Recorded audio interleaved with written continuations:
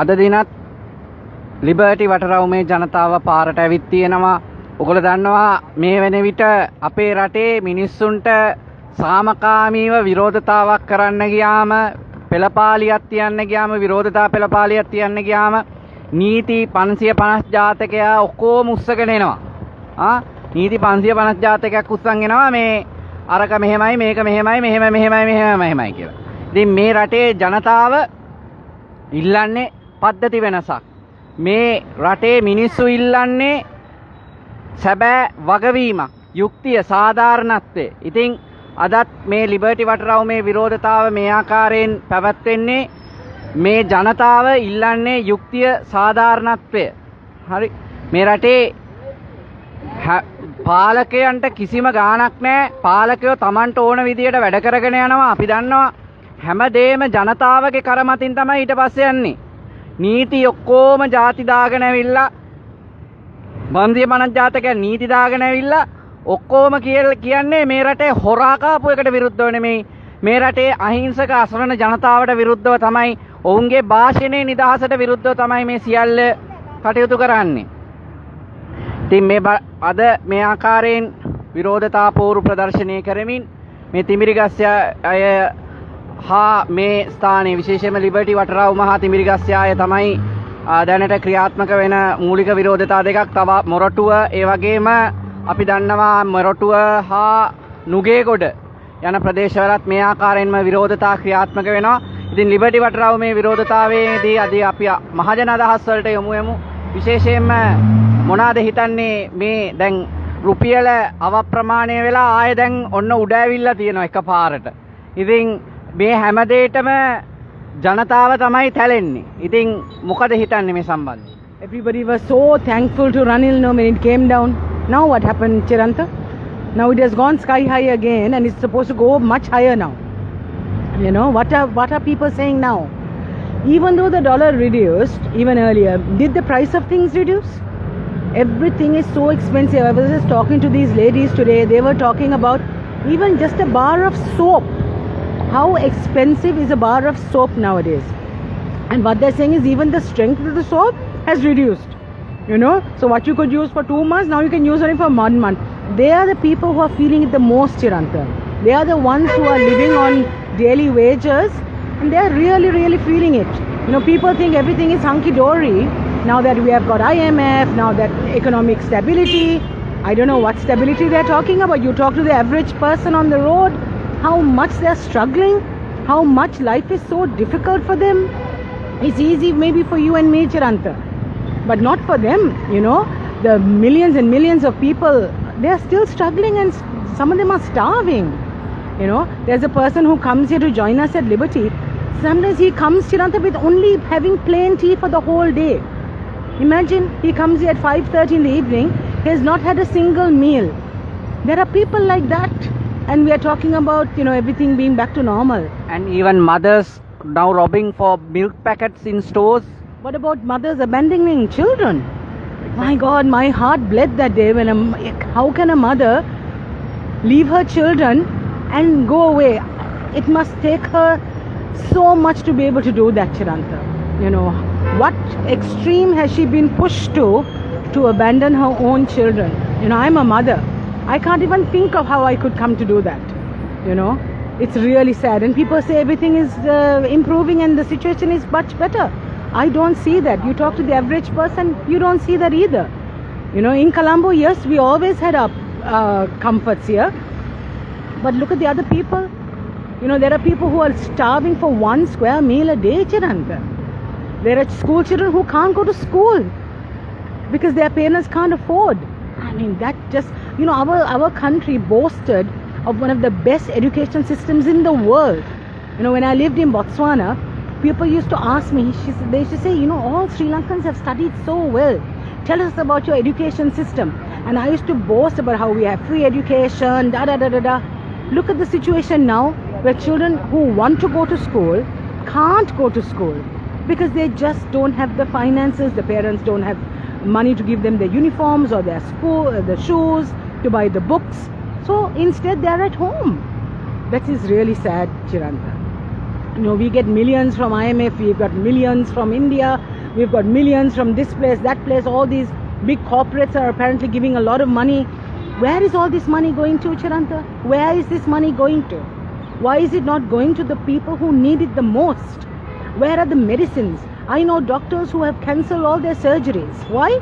Because they don't have the medicines to do it. They don't have the materials, anesthesia. They don't have those basic things, you know. Recently my husband's cousin passed away in the Kalabovila hospital. Why? They couldn't give him dialysis, right? They couldn't give him dialysis when he needed it. I mean, how many people are losing their lives and struggling and suffering because they don't have the correct medication or the means to get it? You know, it's so sad. And then we hear people saying, Ranil has turned things around. If not for Ranil, who is there to save our country? Where has our country been saved, Chiranta? Where?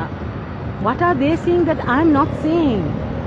You know, that's what I just don't understand. That's why we're here every Thursday at Liberty Circle. We come here every Thursday, at least for 1 hour, we come and show our dissent. From 5:30 to 6:30. 5:30 to 6:30.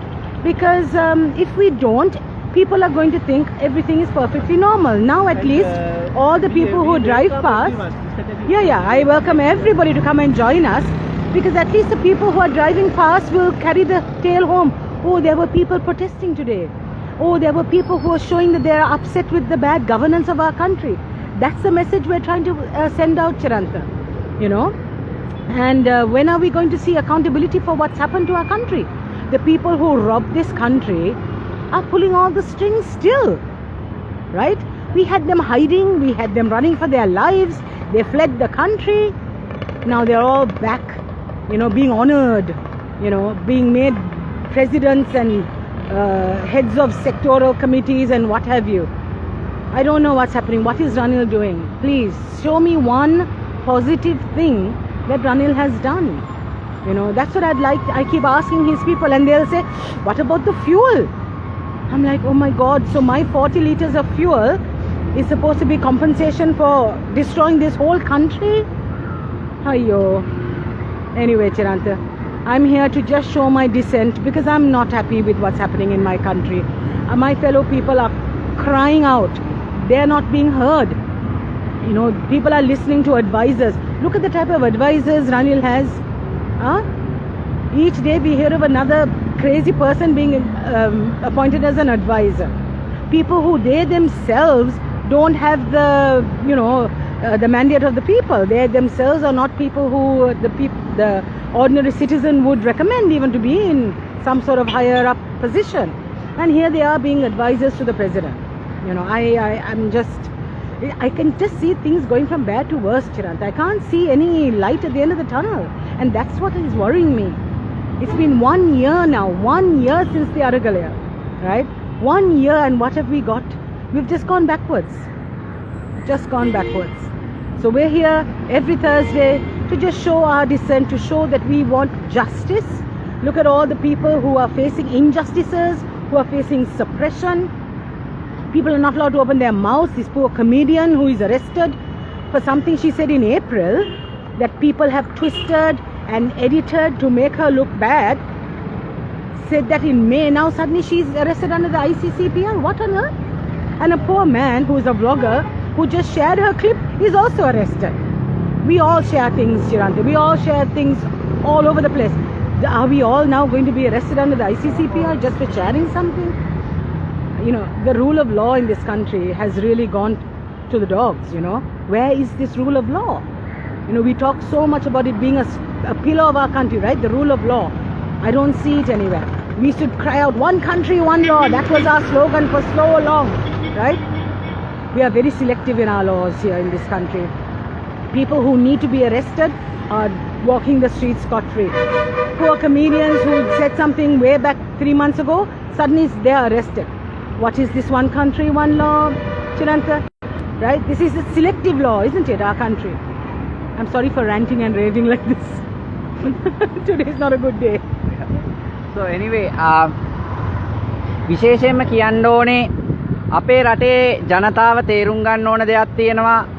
මෙතන එක්කෙනෙක් comment එකක් දාලා තිබුණා අම්මෝ පිරිස දැන් ඉන්න පිරිස ඉස්සර හිටපු පිරිසත් එක්ක බලපුවම කොහොමද කියලා. quantity is not quality. ඒක ඊටමත් පැහැදිලි වෙන්න ඕනේ quantity ප්‍රමාණය ප්‍රමිතිය නොවේ. Even if it's one person. දැන් සරලව ගන්නකෝ. අර තනි කාන්තාවන් දෙදෙනෙක් අර පාර දිගේ ඇවිදගෙන යනකොට කොච්චර කී දෙනෙකුට වයර් ෂෝට් වෙලාද? රජයක් හෙල්ලිලාද? කොච්චර අමාරුද? තනි yeah, one person walking on the road. නූර්ට අපහම් වෙලා අප කොන්දේසි මේව කරා කියලා අත්අඩංගුවට අරගෙන ඊට පස්සේ ආය අපහම් වෙලා තියෙනවා. ඉතින් අපහම් වෙලා ඉතින් නමුත් ඒ වගේ අය තනි කාන්තාවක් එහෙම ඇවිදගෙන යනකොට ඒකත් ආණ්ඩුවට විශාල ප්‍රශ්නයක්. ඉතින් quantity is not quality. ඒ ඉදිරිපත් වීමට තමයි බය. අපි මම හිටියා මාර්තු 31 අර ගෝකටගේ ගෙදර කේස් එක ගිය වෙලාවේ ඒ මිරිහානේ උද්ඝෝෂණය මම උද්ඝෝෂයේ ඒ ගෙවල් ගානකට යනකොට මම හිටියේ නෑ. නමුත් මුල් උද්ඝෝෂණය වෙලාවේ හිටියා. ඒ වෙලාවේ 6-7 දෙනයි හිටියේ පටන් ගන්නකොට.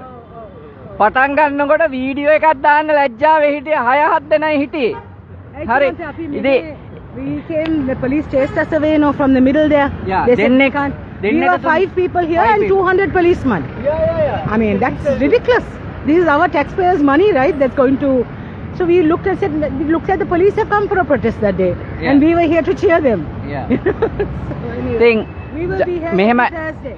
Every Thursday from 5:30 to 6:30. ඉතින් හැම බ්‍රහස්පතින්දාම හවස 5:00මාරත් 6:00මාරත් අතර ඔබටත් සම්බන්ධ වෙන්න පුළුවන්. ජනතාව ලෙස අපිට දැන් තනි පුද්ගලයෙක් හැටියට ඔබටත් අයිතිය තියෙනවා පාරට ඇවිල්ලා විරෝධතා ඉදිරිපත් කරන්න. ඒක තමයි ප්‍රජාතන්ත්‍රවාදය. ඒ හින්දා ඒ ඉදිරිපත් කරන කාරණාව හා ඉදිරිපත් කරන විදිය, ඒකේ අන්තර්ගතය, ඒකේ සන්දර්භය මේ සියල්ල බලලා තමයි මේ වයර් ෂෝට් වෙලා තියෙන ආණ්ඩුවල. ඒ හින්දා තනි කෙනෙක් විරෝධය ඉදිරිපත් කරත් 10 දෙනෙක් එක විරෝධය ඉදිරිපත් කරත් 100ක් 200ක් ලක්ෂයක් කෝටියක් ඉදිරිපත් කරත් ජනතා පරමාධිපත්‍ය බලය බලපෑම එක සමානයි. ශ්‍රේෂ්ඨාධිකරණයට තනි පුද්ගලයකට ගිහිල්ලා මේ රටේ නීතිය සම්බන්ධයෙන් කාරණාවක් වෙනස් කරගන්න, නීතියක් අභියෝග කරන්න තනි පුද්ගලයකට හැකි. පෙත්සන් ලක්ෂයක් ආවත් එකයි 100ක් ආවත් එකයි. වැරද්ද ලෙස ඔප්පු කරන්න අවශ්‍ය වෙන්නේ එක පෙත්සමයි.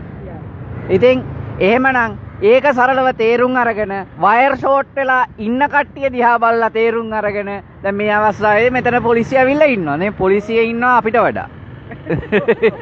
පොලිසියෙන් ඇවිල්ලා ඉන්නවා අපිට වඩා. ඉතින් ඇයි ඉතින් මේකේ තේරුම් ගන්න මේ අපි කරන්නේ මේ ආණ්ඩුවලට මේ රට මේ විදියට ගෙනිච්ච අපේ මිනිස්සු නිහඬව හිටපු හින්දා. අන්තිමේදී හැමෝටම කරුවලේ ඉන්න උනා, හැමෝටම තෙල් පෝලිං වල ඉන්න උනා, හැමෝටම ආර්ථික අර්බුදයට ලක් වෙන්න සිද්ධ වුණා. හරි. ඒ හින්දා තමන්ගේ වගකීම පුරවැසියන් හැටියට ඉටු කරන්න තමයි අපි මේ වේදිකාව හදලා තියෙන්නේ. ඔබටත් පුළුවන් තිබිරිගස්සේ ආයේ නුගේගොඩ, ඒ වගේම මෙම ලිබර්ටි වටරවුම අසල, ඒ වගේම මොරටුවේ and දැන් අපිට ගාල්ලෙත් තියෙනවා. ඒ උද්ඝෝෂණ වලට සම්බන්ධ වෙලා ඔබේ වගකීම පුරවැසියෙක් හැටියට ඉටු කරන්න. මොකද මේක ඔබේ වගකීම. මේක මේ අතිරේක දෙයක් හැටියට දකින්න එපා. ඔබේ අනාගතය, ඔබේ දරුවන්ගේ අනාගතය සහතික කරගන්න සඳහා නීතිය, යුක්තිය, සාධාරණත්වය ඉල්ලන්න පාරට බහින එක වැරදිද කියලා අපි අහනවා. ඒක අවශ්‍ය නැති දෙයක්ද? ඒක මේ අතිරේක දෙයක්ද කියලා අපි අහනවා. ඉතින් අපි සම්බන්ධ වෙමු. she's going to talk. Yeah. මේ අවස්ථාවේදී ජනතා අදහස් මොකද මේ දවස්වල දැන් ඔන්න ඩොලර් එක උඩ ඇවිල්ලා ආය එකපාරට යට ගිහිල්ලා දැන් ආය අද දවල් වෙද්දී ආය උඩ ඇවිල්ලා තියෙන. ඉතින් බඩු මිල වල සහනයක් පේන්න තියනවාද? කිසිම සහනයක් නම් පේන්නේ නැහැ අපිට.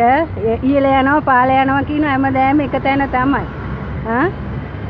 ඕවා තමයි කියන්න තියෙන හැමදාම කියන ටික තමයි මිනිසුන්ට කියන්න තියෙන. අපිට ලයිට් බිල් ප්‍රශ්න, වතුර බිල් ප්‍රශ්න ආස උසට තියෙනවා. අපි එක්කෙනෙක් කුලි වැඩ කරලා කොහොමද ජීවත් වෙන්නේ? හරි අමාරුවෙන්. අපි ඒක තමයි මේ මාපාරට බෑලා අපිට ආසාවට නෙමෙයි ඉන්නේ. NGO වලින් සල්ලි හම්බ වෙනවලුද ඔයගොල්ලන්ට? අපිට කිසිම දෙයක් අපිට නම් කිසිම රජයෙන් කියන කිසිම සානාධාරයක්වත් අපිට ලැබෙන්නේ නැහැ. අපිට ඕනේ නැහැ. නෑ මං කියන්නේ NGO වලින් ඔයගොල්ලන්ට වෙනම ගෙවීමක් කරනවද? අයියෝ ගෙවීමට නෙමෙයි අපි ඇවිල්ලා ඉන්නේ. අපිට සාධාරණයක් කරන්න කියලා තමයි අපි කියන්නේ. ඔව් එතකොට දැන් අපි අනිත් කාරණාව මතක් කරන්න ඕනේ. මේ රටේ දැන් අපිට කියනවනේ NGO කියලා. NGO කියන කට්ටිය එතකොට අර ලක්ෂ සංඛ්‍යාතයක් ජනතාව පාරට ආවේ go home ගෝට කිව්වේ. මොන්ටරෝ එකේ ප්‍රාඩෝ එකේ පැජරෝ එකේ go home ගෝට ගාගෙන ගියේ. go home රාජපක්ෂස් ගෑවේ. ඒතර ඒ NGO සල්ලි වලටද? ඒතර NGO වලද මේ රට බංකොලොත් කරේ? රැක්කලි වෙන්න. අර මොකද ගූ පොහොර නැවට මේවා කරගෙන කාබනික පොහොර නාට ගමන් නටාගෙන යකා නටාගෙන රට බංකොලොත් කරගත්තේ IMF නොගියේ NGOද? Gota NGOද? On your last live feed, somebody accused us of paying these ladies 1,500 rupees to come and stand here for 2 hours. That we are paying them, it seems, 1,500 rupees to come and stand here. Yeah. That is the biggest joke, you know. No, I mean, එහෙම හරි ගෙවනවා නම් මේ මිනිස්සුන්ට සහනයක් වෙන්න අනිත් ඔය ආණ්ඩුවට ගිහිල්ලා එන 1500 ගෙවලා මේගොල්ලන්ට නොඑන්න තියාගන්න කියන්නේ. මේගොල්ලන්ට වැඩි ගාණක් ගෙවලා නොඉන්න තියාගන්න කියන්නේ. එහෙම මොකද්ද මේ? දුප්පත් මිනිස්සෙකුට දැන් හරි අපි කියමුකෝ මෙතනට 100ක් ගෙනාවා කියලා 1500 ගාණේ ගෙවලා. එහෙම ගෙනාවනම් මෙච්චර සෙනගද අඩුවෙන් ඉන්න ඕනේද? එහෙනම් සල්ලි වියදම් කරනවා නම් ලක්ෂකමාර ගාණේ වියදම් කරලා ගේනවනේ 100ක් 200ක් හැමදාම. මොකද්ද මේකේ තේරුම? NGO අපිට සල්ලි දෙනවා නම් අපි ඕන තරම් මෙහෙ ගේන්න පුළුවන් නේ. ඕන තරම් කට්ටිය ගේන්න පුළුවන්. මොකද ලක්ෂකමාරක් කියන්නේ ඩොලර් කීයද? ලක්ෂකමාරක් කියන්නේ ඩොලර් කීයද? සරලව. මිනිස්සුන්ගේ නීතිය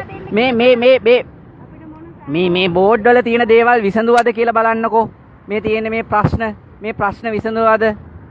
මේ බදු ප්‍රශ්න, එතකොට මේ භාෂණයේ නිදහසට ඇතිලා තියෙන ප්‍රශ්න විසඳුවද?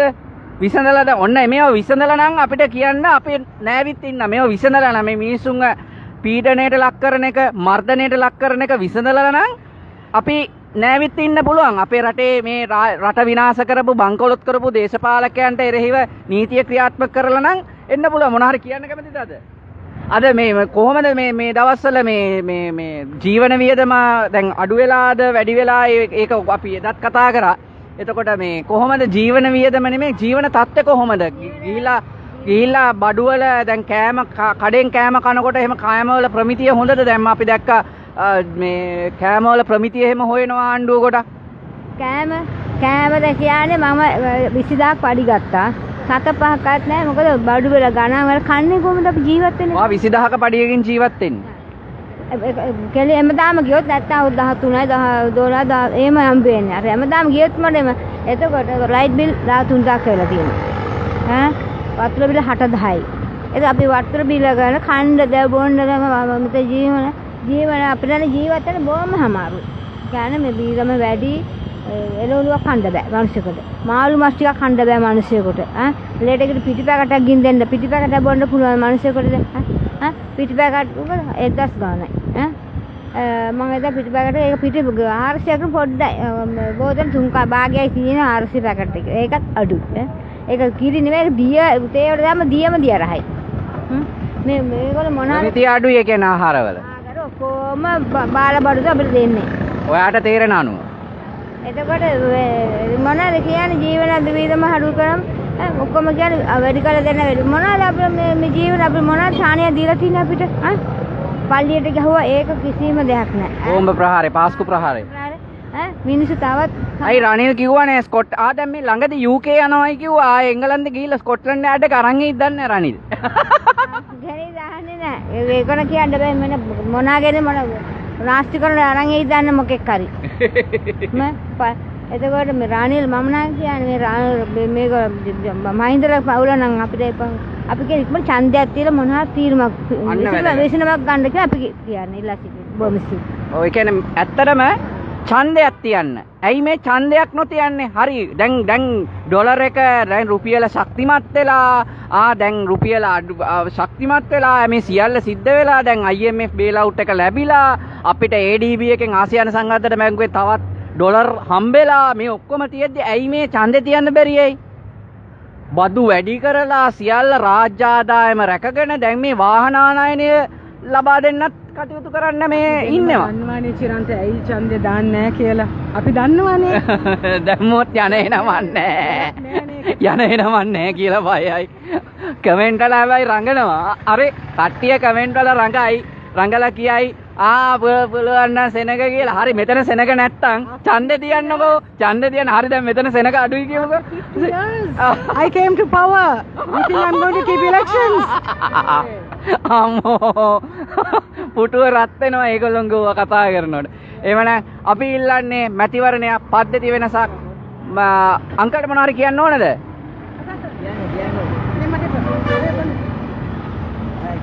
මොනවාද මේ කොහොමද මේ දවස්වල තත්ත්වය දැන් හොඳයිද රට ගොඩ ගිහිල්ලාද? රට නම් අන්ත දුකේ රට සියලු දෙනාම බඩගින්නේ ඉන්නේ. නමුත් එකක් තියෙනවා සොයන්නාට සම්බ වෙනවා කියනවලු. ඒ වගේම උත්සාහවන්තයා ජය ගන්න ඕනේ. නිකන් ඉඳලා හරියන්නේ අපි හොයා ගන්න ඕනේ. ආණ්ඩුව දෙනවා කියලා වැඩක් නෑ. මෙයා දෙනවනේ අපි අපේ උත්සාහයෙන් අපි ජීවත් වෙන්න බලන්න ඕනේ. මම හාබර් එක මුට්ට කරගැව්වා. මුට්ට කර දැන් පොඩි ගානක් කමන එකෙන් තමයි ජීවත් වෙන්නේ. නමුත් එක දෙයක් කියනවා ආගම් වේද, ජාති වේද, කුල වේද නැතුව එකම දරුවා වගේ ජීවත් වෙන්න ඕනේ. ඒ වගේම තමයි දේශපාලනය ඇවිල්ලා දේශපාලනයක් නෙමෙයි මේක. දේශපාලුවෙක් මේක. දේශපාලනය කියන්නේ තේරුම් ගන්න දේශපාලනය කියන්නේ පාළුව කියන්නේ මොකද්ද? මහා භයානක සත්තු ජාතිය තමයි දේශපාලනේ ඉන්නේ. මනුස්ස කොටස් හැදෙන්නේ. තමන්ගේ බඩ පිළිදෙම තමන්ගේ පොකට් එක වැඩ කරන තමන්ගේ යහපත වෙනසේ දැන් බලන්න ආන්ගෙන් දෙන්නේ පෙට්‍රෝල් දෙනවා, කාර් එක දෙනවා, ඉන්ධන නිවාසන් දෙනවා. ඕගොල්ලන්ට දෙන 225 දෙන වරප්‍රසාදය අය මේ දුප්පත් මිනිස්සුන් දෙන්නේ නැහැ. දුප්පත් මිනිස්සුන් දෙන මේ වරප්‍රසාදය. ඒ තමයි තේරෙන්නේ. ඇත්ත කතාව ජනතාවගේ අදහස සාමාන්‍ය මිනිස්සුන්ගේ මතය. එහෙමනම් අද දිනත් ලිබර්ටි විරෝධතාවයෙන් අපි සමුගන්නවා. ඔබටත් පුළුවන් සම්බන්ධ වෙන්න සෑම බ්‍රහස්පතින්දා දිනකම සවස 5:00 6:00 අතර කාලයේදී ඔබටත් පුළුවන් සම්බන්ධ වෙන්න. මේ ඔබේ රට, මේ මගේ රට, මේ අපි සියලු දෙනාගේම රට. අපි දන්නවා අද පොලිසිය අයත් රට ගියාම අතුරුදහන් වෙලාලු. ඉතින් අපිට කියන්න තියෙන්නේ සුබ පැතුම් ඔබට. ඔබ අපේ රට ගොඩ ගන්න අපිත් එක්ක හිටගත්තේ නැහැ. හිටගන්නේ නැහැ. අපිට විරුද්ධව අඩත්තේට්ටම් කරනවා. හැබැයි ඔබට අපි සුබ පතනවා ඒ රටේ ගිහිල්ලා හරි හොඳ ජීවිතයක් ගත කරන්න. ඒ රටවල් දිහා බලලා හරි වෙනස් වෙන්න උත්සාහ කරන්න. අපේ රට ගැන හිතන්න. ඕනම කෙනෙක්ට තමන්ගේ රට තමයි උතුම්ම රට. මගේ රට තමයි මට උතුම්ම රට. If we can build our country, we can get all the people who have left, who have migrated. They can all come back and enjoy our country again. ඇත්තටම ජීවත් වෙන්න පුළුවන් රටක් තියෙනවා නම් ওই පොලිසියයට එහෙමනොත් අතුරුදහන් වෙන්න අවශ්‍යතාවක් නැහැ. අපි දන්න මීට කලින් ක්‍රීඩකයෝ එහෙම අතුරුදහන් වෙලා තියෙනවා. අපිට ජීවත් වෙන්න පුළුවන් රටක් අපි ඉල්ලන්නේ. රට ගිහිල්ලා පැනලා යන්න නෙමෙයි අපි ඉල්ලන්නේ. අපිට රට යන්න අවශ්‍යතාවක් තියෙනවා. අපිට ඕන තරම් හැකියාව තියෙනවා යන්න. මට නම් પાස්පෝර්ට් එකක්වත් නැහැ. හැබැයි ඉතින් නමුත් ප්‍රශ්නේ තියෙන්නේ මේ රට ගොඩ ගන්න පුළුවන් රටක්. මේ රටේ ජනතාවට එකට හිට ගන්න පුළුවන් රටක්. ජාති ආගම් කුල මල ભેද වලට එහායින් ගිය ශ්‍රී ලාංකිකත්වයක් තියෙන රටක්. එන්න මේ රට ගොඩ ගමු. අපිට කවුරුත් එක දෙන්නේ නැහැ නිකන්. අපි ඒ යුක්තිය සාධාරණත්වය ඒ සැබෑ සමාජය සාධාරණ සමාජය අපි ලබා ගන්න ඕනේ. ඒ සඳහා අපි සාමකාමීව කටයුතු කරන්න ඕනේ. බොහොම ස්තුතියි ඔබ සියලු දෙනාට. Thank you. Okay.